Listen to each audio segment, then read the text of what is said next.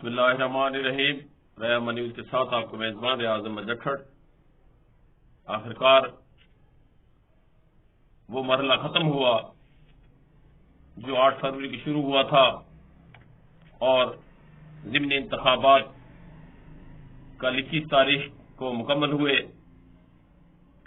جو ریہرسل انہوں نے 9 تاریخ کو کر لی تھی اس پر وہ آج پورے اترے اور کوئی بھی نشست پی ٹی آئی کو نہ دے کر یہ ثابت کر دیا کہ 8 فروری کا الیکشن اور 9 کا 47 فارم پہ بنائی جانے والی حکومت ہی درست ہے.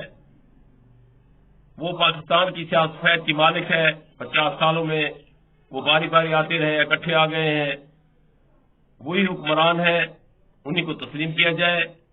وہ جو باتیں کہیں, جو پالیسیاں بنائیں, وہی آپ کے لیے کار فرما ہوں. انہیں آپ نے من و ان سر تسلیم میں خم کرنا ہے. اگر آپ نے ایسا نہ کیا تو چونکہ تمام ملکی ادارے ان کے ماتحت کر دیے گئے ہیں, وہ چادر اور چار دیواری کے تحفظ کو بالائے طاق رکھتے ہوئے جیسے انہوں نے پہلے کیا ہے وہ اب بھی ایسا کر سکتے ہیں. وہ کسان جس نے 40 روپے میں اپنی گندم کو برآور کیا ہے, آج وہ پک کر تیار ہوئی ہے, اس سے 30 روپے میں وہ خرید رہے ہیں, 10 روپے اس کے کیپٹل سے چھین لیا جا رہا ہے, تو اس کی بھی انہیں کوئی پرواہ نہیں ہے. نہ وہ اس سے کوئی غرض رکھتے ہیں کہ ہمارا 85% آدمی جو دیہی رورل ایریا میں رہتا ہے اور وہ ایگرو انڈسٹری سے منسلک ہے, 65% براہ راست زراعت میں ہے, باقی 15% جو ہے وہ ایگرو انڈسٹری سے منسلک ہے. انہی میں کسان مزدور بھی ہیں, کھیت مزدور بھی ہیں. کسی کا بھی انہیں اس بات کا کوئی خیال نہیں ہے. اگر ملک میں کھربوں ڈالر پہلے قرضہ لیا گیا اور کسی نے نہیں پوچھا کہاں گیا ہے اور کن کی سٹیٹ بنی ہے, کون امیر ہوا ہے, کون غریب ہوا ہے, انہیں کوئی پرواہ نہیں.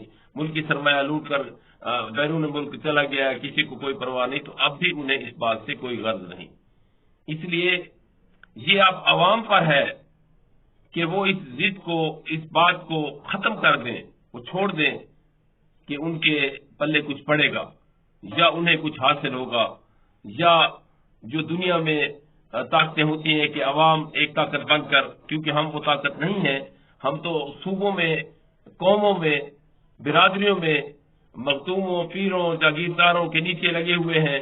ہمارا تو کوئی پرسان حال نہیں اور نہ ہی ہم اس قابل ہیں کہ کچھ کہہ سکیں. تو ہمیں یہ مان لینا چاہیے, اس قوم کو اس بات کا ادراک کر لینا چاہیے کہ جو حکومت 8 فروری کو وجود میں لائی گئی وہی حکومت ہے, وہی اصلی ہے, وہی ہی آپ پر رول کرے گی, اور وہ چاہے اگلی صدی کرتی رہے, آپ نے اسے برداشت کرنا ہے.